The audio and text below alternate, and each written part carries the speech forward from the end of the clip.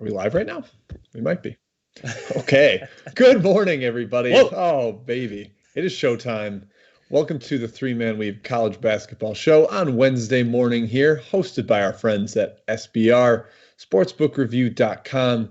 Make sure you head over to the website, check out some of the great resources they have. sbrpicks.com/NCAAB is the key URL for you. A lot of write-ups there. Also, SBR odds. Use that page, compare lines as much as you're able to. Try to get that good value. We know how important that is. Also, folks, subscribe to the channel, youtube.com/SBR Sports. They are very close to 80,000 subscribers. They're on the cusp. Oh, man, they can taste it. So hit that subscribe button. Hit the like button. Let's go. Come on, baby. Make the confetti come down. Not bad. Jim, that's your betting unit, 80K.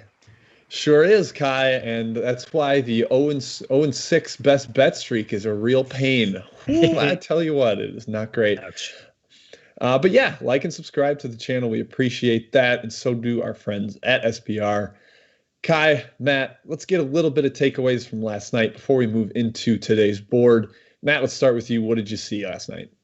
Jim, I didn't see it, but I'm keeping my eye out with one eye open.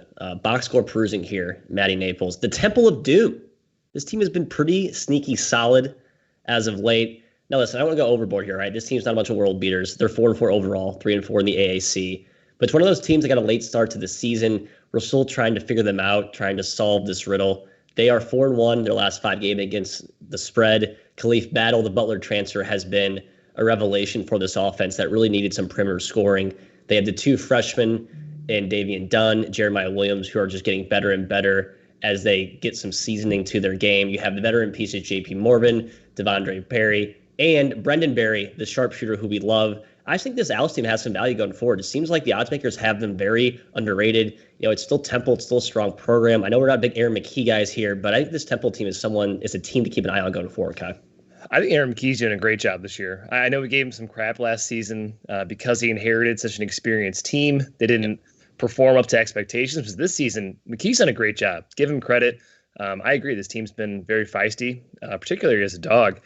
My takeaway, guys, everyone knows what my takeaway is. 6 words. Missouri State was the right side. It was. Frankly, it was. They covered for 39 minutes. What do you want? They're up 15 at half. What do you want? Sometimes it happens, Drake, protected by the higher power of the gambling gods.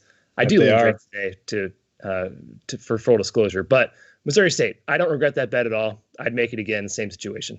Got to do it. Got to stick by your guns. Mine's just a sad. I feel bad for SLU. You come off a month shutdown, and they're clearly rusty and couldn't get things going against Dayton early. Dayton hit a bunch of shots. Jalen Crutcher was absolutely incredible. Yeah, it's supposed to be the big, the dream season for SLU. It's too bad. I think they'll get back on track, but man, COVID is the worst. I will say it. It's bad.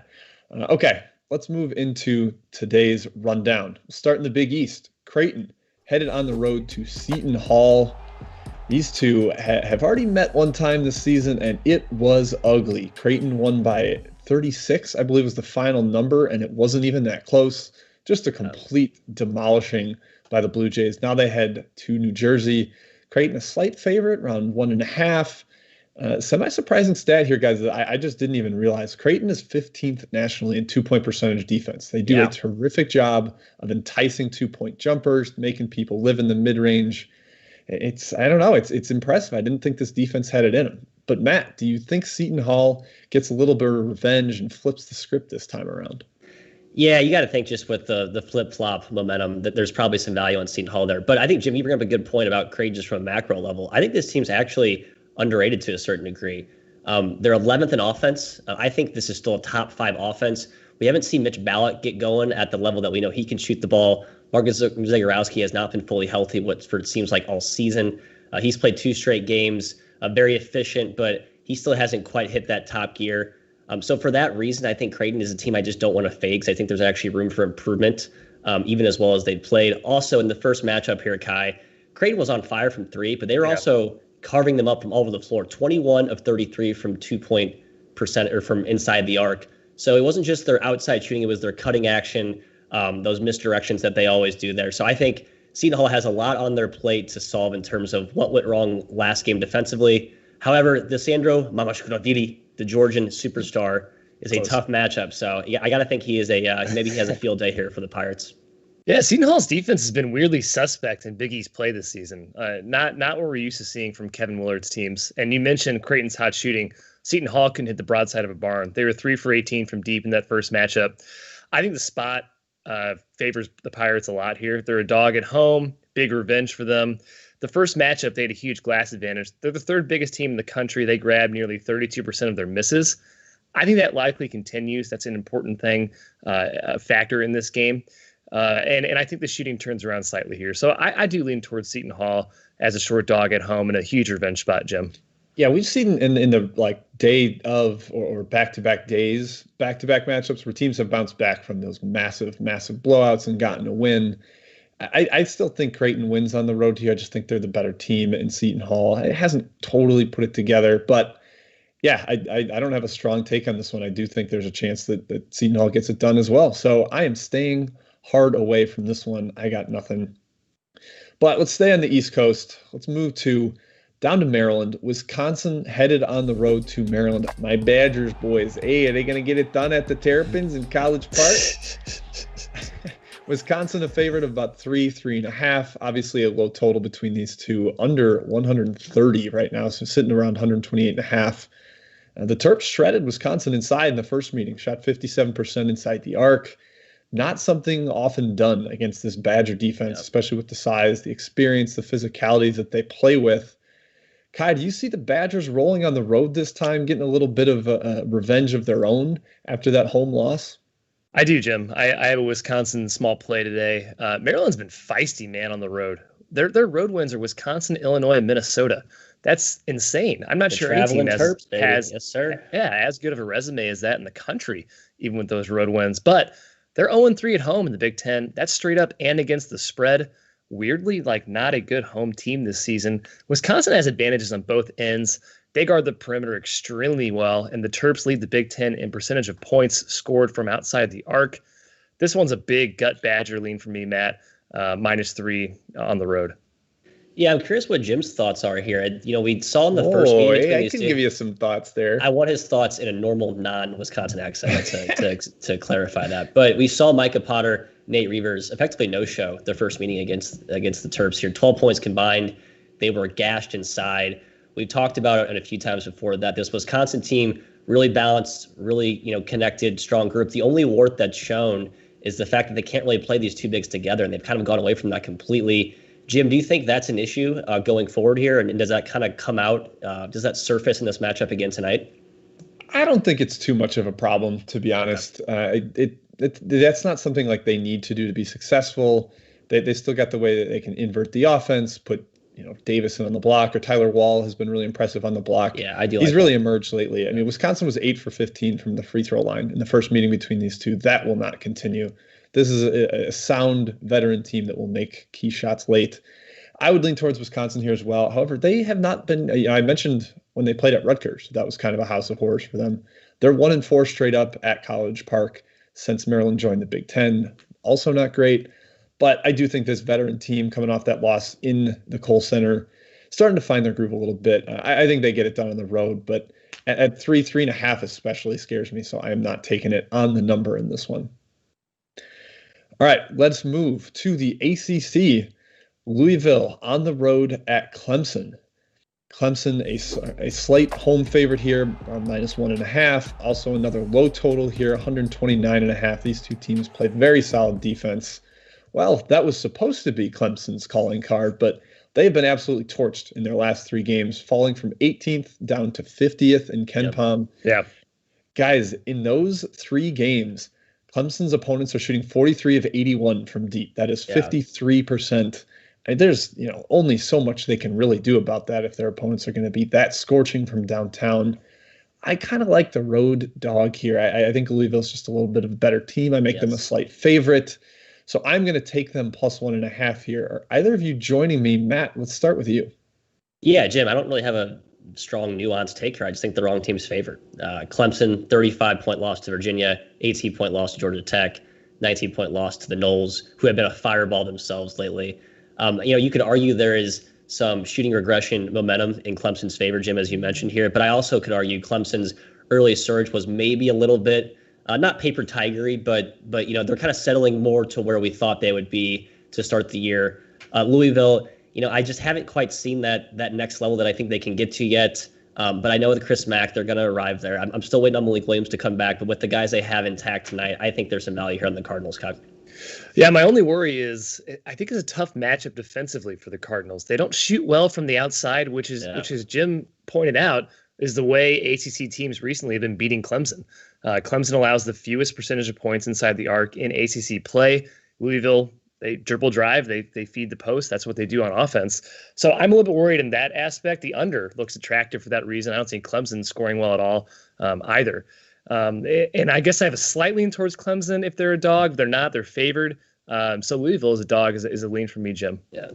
Yeah. So taking Louisville, one other key factor is Charles Midland actually got on the court and started to make real impact in the last game against Duke.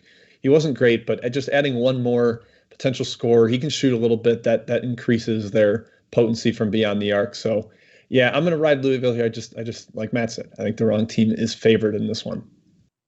All right, let's go to SEC country. We're just staying in the Eastern time zone here, fellas. Mississippi on the road at Arkansas. The host Razorbacks opened around -6. It's been bet down to -5, a total of about 140.5. Both teams seemingly have crawled out of their respective ruts lately. Yeah. Arkansas had the blessing of playing Vanderbilt, which seems to help just about everybody. And the Rebels, they took care of business in the Egg Bowl, beat down the Bulldogs, and then also took care of Texas A&M last time out. Ky, you've had Mississippi on fraud alert for a while. Are you sounding that alarm again today? Yeah, I still am not a believer in this team, Jim. Their defense has been legit for sure, but their offense has been a travesty. I do this every single show. It doesn't matter. Arkansas is going to force a bunch of turnovers. They handle the rock on the other end to handle Ole Miss's perimeter pressure. Justin Smith being fully back in the swing of things is a key for Arkansas. His minutes have come back up the last two. They've conveniently won those last two. I think he's fully back in the lineup from that health scare he had earlier, that injury he's dealing with. Arkansas is generally much better at home. Home Arkansas is a real thing. If I can get Arkansas -5 currently, I would take them on the show, Jim. Hey, I guess I am responsible for the Lions, am I not? Ky, I can give you -5. There's even a 4.5 out there, but I think 5 is the fair line. This line is coming down. I know Matt likes Ole Miss, so maybe he's the big money mover here. Yeah, Ky, I'm with the smart money. You're with the squares, so good luck on that tonight. I like the Rebels here. We saw this sort of trajectory last season, right? You could argue that the Rebels were overrated to start the year. They were atrocious.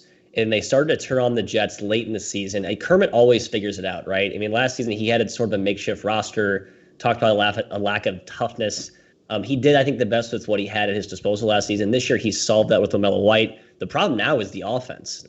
Schuler needs some help to help score, but you're starting to see a deputy scorer emerge in the backcourt. Jarkel Joyner, the former Bakersfield transfer, averaging 18 points, scoring efficiently over his last 3 games. I think he can be a key catalyst to this offense and give the Rebels and my boy Kermit Ribbit some value going here. So yeah, I think the Rebels at 6 or anything better is a play. I would not take it anything lower than that though. Noted. I am sitting on the fence between this little weave head to head here. I've got nothing on this one.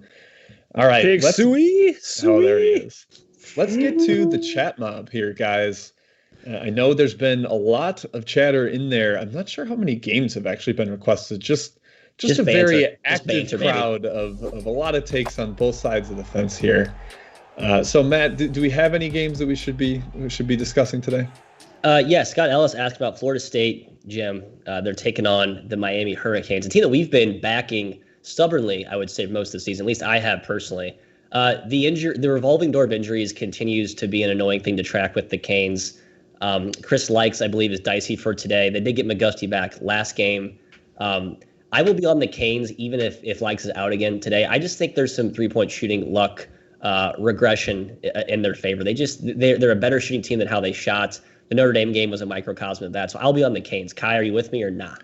No, I'm done with Miami. Plain and simple. I am. They've been bad lately. They've been really bad lately because of those shooting numbers. They've been awesome as a dog this year, though. The one concern for me here is that Anthony Walker and Earl Timberlake could both be out. Those are kind of their multi-positional guys, the forwards that can guard different types of opponents. And Florida State has so many of those that if you have neither of them, that's a problem. So I'm going to stay away unless I know for sure Walker is in. He's day to day. Timberlake is definitely out with a shoulder issue. So I'm going to stay away in the show here. Just a little bit nervous. However, the Miami shooting and Florida State's shooting on the other end both need to meet in the middle at some point. This is a prime regression candidate, but hard to totally bank on that. So I'll stay away. And just to clarify, not an official show play for me. I see it's been bet down pretty heavily. So either some sharps believe one of those guys are playing, or they just think there's just way too much regression power in Miami's favor, as Jim alluded to. Next one here, Renzo asking about Duquesne, Fordham. Ky, the Fordham Rams. It's a new era, a new chapter in Fordham basketball. Do you believe in the Mike DePoli? Is that how you say his name? DePoli? DePioli? I don't know how you say his name. Okay, I mean a pronunciation check there. But yeah, do you believe in him as an interim going forward? Weirdly, I think it's a positive that Neubauer's gone, and I wouldn't be surprised if Fordham comes out firing in their first game. Whether that continues for the rest of the year remains to be seen, but sometimes you see a coaching change like this, and it kind of energizes the team a little bit. I have a slight lean to Duquesne, actually, at -7. It does seem a little bit high, just given what Duquesne's done recently without Sincere Carey, without Macio Austin.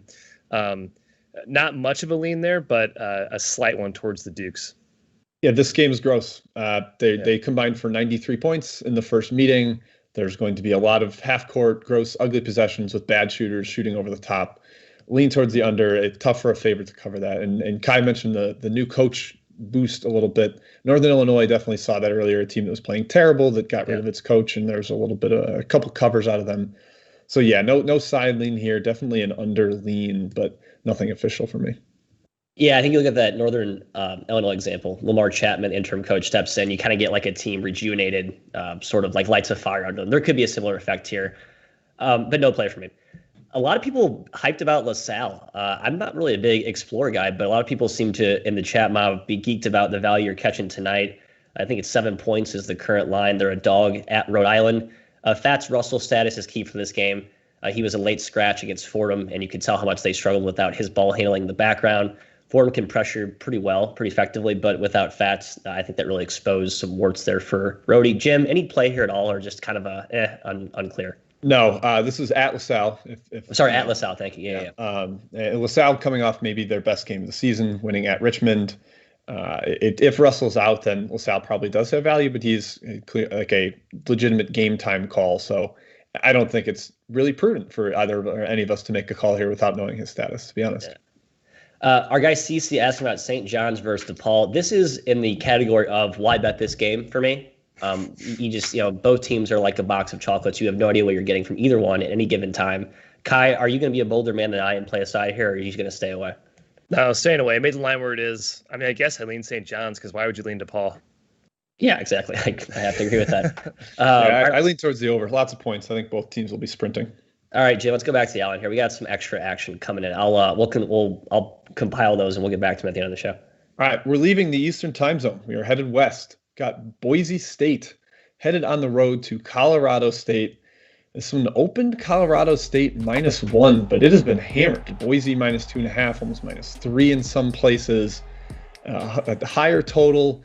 Guys, Boise is currently resting on this just obliteration of bad competition. They won at BYU early, but they're now 9-0 in the Mountain West, and they've yet to play a top 180 team in KenPom. They have just thrashed the bottom of that league, whereas Colorado State's played a tough schedule. At San Diego State, at Utah State, they've gotten both of those games and split both of those back-to-backs. Really impressive stuff.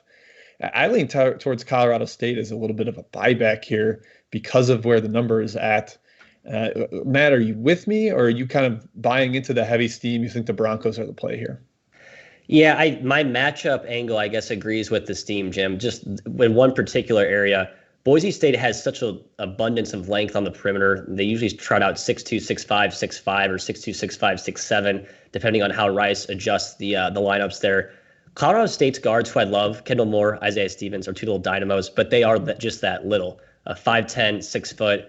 I think what's made Boise so effective is just the sheer length and the defensive, the fortress that they have both outside and behind them. it's just kind of a bad matchup, I think, offensively for Colorado State here. I think they struggle to score. I'll stay away, I think, in this one just because of that concern, Ky. To Jim's point, I don't know if we can get a good gauge on how good this Boise team really is with the competition in the Mountain West they've played. My guess is they're very good. Their talent's ridiculous. They have a Player of the Year candidate in the Mountain West in Austin. They have a slew of high major transfers. So I'm a believer that the Bronco team is very good.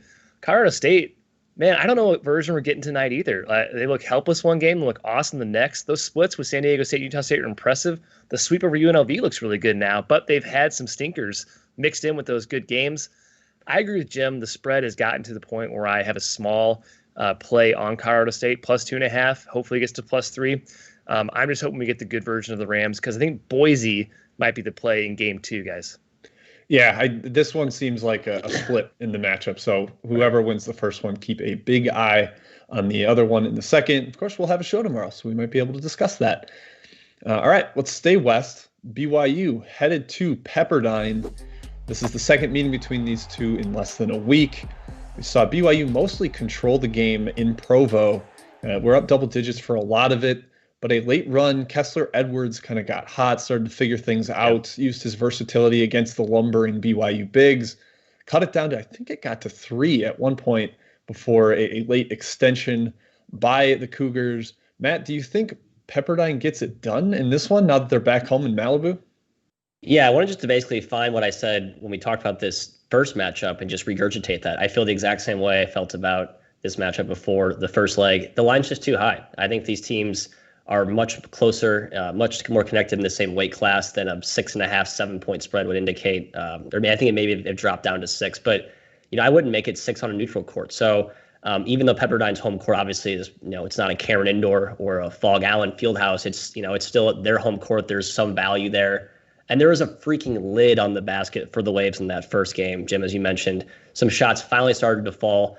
Obviously, the coaching mismatch is real. I trust Mark Pope to make better adjustments than Lorenzo Romar, to put it nicely. But I just think the spread's too big. I think there's enough offensive firepower here for the Waves to keep it close, Ky. Yeah, I agree. Spread's a little too high. BYU did get up 16 in that game, so maybe you're concerned about that. I think Pepperdine hung tough aside from that. They showed some moxie by getting back in the game. Neither team played particularly well. I wasn't impressed with either team in that first matchup.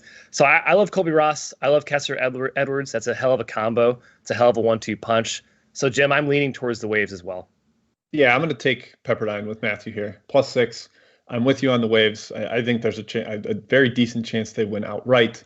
Big battle for possibly second in the WCC here. So let's do it, Matt. Let's take Romar and against Pope and not, maybe feel bad about it later, but we'll see how it goes. So, Jim, you know what? Just the fact that you're going to join me makes me elevate this to best bet status. I've been kind of all over the place with my bets this morning, so I'm going to go ahead and lock that as my best bet because of your endorsement. So thank you. Wow, so glad that I could build that confidence for you. We're feeling wavy today, Jimbo. Very wavy. That we are Willie-esque. All right.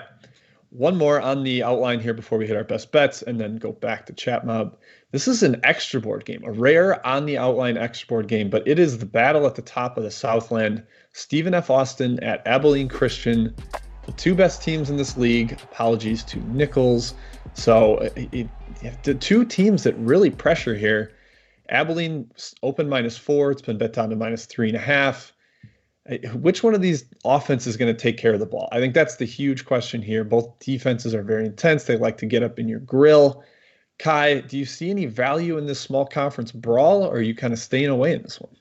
I love the Southland, Jim. I'm a big Southland fan. Yes, there's value here. Stephen F. Austin, in my opinion, has some value. These are two of the best teams in the league, arguably top two. Sam Houston may want into that conversation a bit. Number one offense here in SFA versus number one defense in Abilene Christian. I'm scared about SFA's turnover issues. 337th in turnover rate, 9th in the Southland. That's not good against an Abilene Christian team that leads the country in turnover rate. That's scary. However, I do think SFA is an incredible defense. Abilene's going to have a real tough time scoring themselves. I also think SFA could just be a little bit better of a team right now and just slightly undervalued here. So you're giving me 3 points, give me 3.5 points. I am taking the Lumberjacks. Matthew, you with me? Yeah, I am. I'll keep it simple. What did our former mentor used to always tell us, Mr. Alan Boston? I can just hear his voice right now. Stephen F. Austin cannot be a dog against Abilene Christian. I think it's that simple. They've done nothing wrong this year. They've been rock solid from start to finish. the 3-point shooting regression momentum is very real, working against ACU as well. So yeah, I'm all over the Jacks here. If we are locking in officially, guys, it's 2.5. I'm going to take it. I'll take it 2.5. Yep. Not me. Not 2.5. Sorry, guys. Abilene's king. Abilene potentially missing Corian Mason, one of their key players in the rotation. So another thing to keep an eye on. But yeah, I like SFA on the road here. Okay, let's get to best bets. Matt, you did just say yours in that BYU Pepperdine matchup, but reiterate that and any other show plays you have for us. Yeah, Jim, what's our value there again on Pepper? 6 + 6. 6. Yeah, and I'll do the Jacks at 2.5, and I will keep my slate lean today. So I think just a little two for Maddie Naples. All right, Ky, what about you? What do you got on the slate today? I think this line's come down a little bit, but Towson +4 pre-show might be 3.5 now is my best bet. 3, unfortunately. I'm sorry, what? 3. 3. All right, right side, whatever. Towson +3. Let's do it. I think James Madison's a bit overvalued. They did win the first matchup. They shot 15 for 32 from 3. Towson was without Zane Martin in that game. He is by far their best player. They need him to score. Towson grabbed 43% of their offensive misses in that game. That absolutely is going to happen again. James Madison's one of the softest teams in the country inside. Teams are shooting 62% inside the arc in Colonial play against James Madison. I think Towson completely eviscerates them inside. I don't think Towson's going to turn the ball over 19 times as they did in the first matchup. With St. Martin back in the lineup, they're going to have a better shot in this game. Might win outright on the road. Yep, I'm with you. I like Towson at +3 as well. I just think this game is basically a coin flip, especially with Zane Martin in the lineup. So let's do it, Ky. Riding with you there. Nice. Ky, any other show picks for you today? I had Arkansas -5, guys. All righty. Okay, I will give my best bet now, guys. I know the moment everyone's all been waiting for with as scorching hot as I am. Shout out to my guy, Andre, tracking me like a watchdog. I am going with Drake today, boys. Yes. Yesterday, I was a little bit scared of the Bulldogs coming out of their COVID shutdown. Didn't know for sure if they'd have their whole lineup available, but everyone was out there. They were completely ready to go. Drake -4 is my best bet. They seemed to solve Missouri State a little bit in the second half. They frustrated Gage Prim, who's also dealing with some injury issues, possibly only cramping, but the interior defense stiffened up. The pressure got to Missouri State's guards, and Drake is just fantastic offensively. They get what they want. Roman Penn has been a maestro. Yeah. I'm going to ride with the big cover streak there, hopefully breaking my own negative cover streak here on the best bet section. So Drake -4, that's my best bet. Either of you two joining me? Yeah, I'm in. I'm gonna tail Jimmy today. It's a little copycat today. Yes, I like Drake here, no question. I haven't been on Drake all season, so this sounds like a fun time to do it. I'm in. All right, beautiful. Not official for me, Jim. Not official. All right. Yeah. Hey, I wouldn't tail my best bets right now either. Maybe they'll heat up though in the coming days. We still got over a month left of the college basketball season. It's fine. lots of games out there. One pick per day. There's a lot of variables in that. Yep. All right, Matthew, let's go back to you. Any other chat questions that we absolutely must get to today? Yeah, a few, Jim, and I'll be honest, I missed a lot of the early, I may have missed a few games here. But one from Saul Memorial asking about Wofford. They are taking on the Dell, who's been kind of a sneaky, both the military schools and SoCon have been very feisty so far this year. Wofford has been lights out themselves. This number did feel high. It took some steam from 9.5 down to 8.5. Ky, do you have a play here, or is this sort of No play, kind of an overlean. The total's like 164, but why not? I mean, Wofford will totally run and score with the Citadel, and the Citadel has no breaks on their offense at all. Yep. Yeah, I lean the dog in the over. Citadel can score with them. Wofford hasn't been fantastic without Messiah Jones, kind of a key forward, and he'd be really helpful in this matchup as a total matchup nightmare for the Citadel. Yes. But yeah, not a take, but dog and over leans. Yeah, it's a good point, Jim. Couldn't make them overly 3-point reliant. I think Citadel is a team you can score easily on inside. So if you don't have that element, it could make you overly leveraged on the long ball. Shouts to my guy, John Doe, with a 3-pack of questions. Virginia Tech, Notre Dame. I don't really have a strong take on this game. I had Notre Dame overrated to start the year. I finally downgraded them, and they've actually burned me recently a couple of times. Jim, do you have any play here? No, this was I put my hands up at this one. Was like I have no idea. Tyrese Radford suspended for for Virginia Tech. That hurts.